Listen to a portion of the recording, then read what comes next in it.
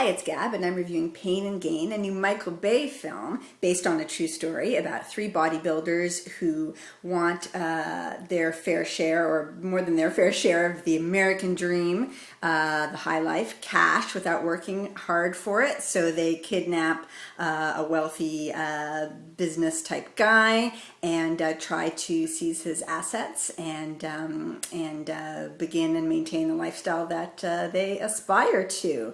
And it stars Mark Wahlberg and Dwayne Johnson, of course, and also Anthony Mackie as the trio of muscleheads. And they truly are muscleheads. They're bumbling criminals, to say the least. And so a whole sort of string of escapades ensues with their attempted scheme and the fallout from that. As I say, based on a true story. How closely based, I'm not sure. But it is one of those, truth is stranger than fiction type of things that seems ripe to make a film of it.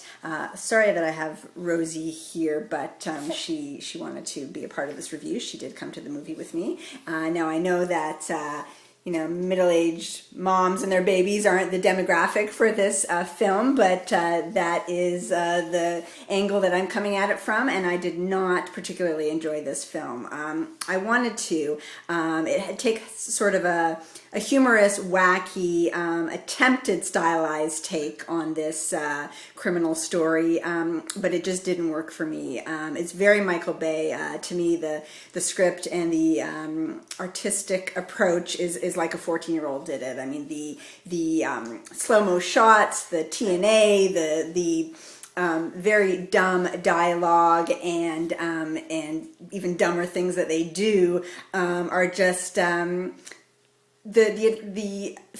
humor that the filmmaker thinks is behind it is really not there. I laughed sort of half-heartedly, despite myself a couple of times with an eye roll attached, and it really isn't as wild or cool as it thinks it is. It's almost like a parody of itself without that sort of knowing smartness. I think in another filmmaker's hands, for example, maybe Steven Soderbergh, it could have been a very smart, stylish crime caper that I think it thinks it is, or it wanted to be, and it just wasn't.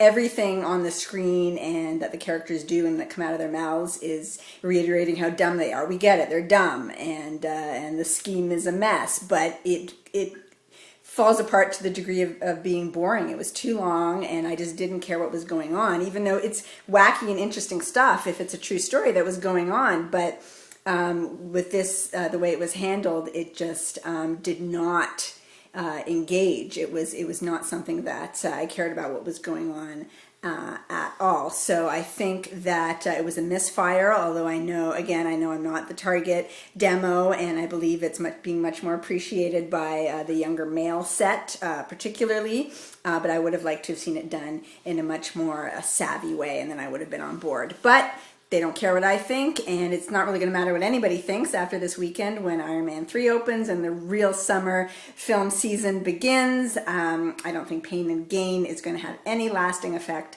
on anybody, so I wouldn't recommend it. I give it 2.5 Gabs. Thanks for watching. Stay tuned for all of my summer reviews. Say bye, Rosie.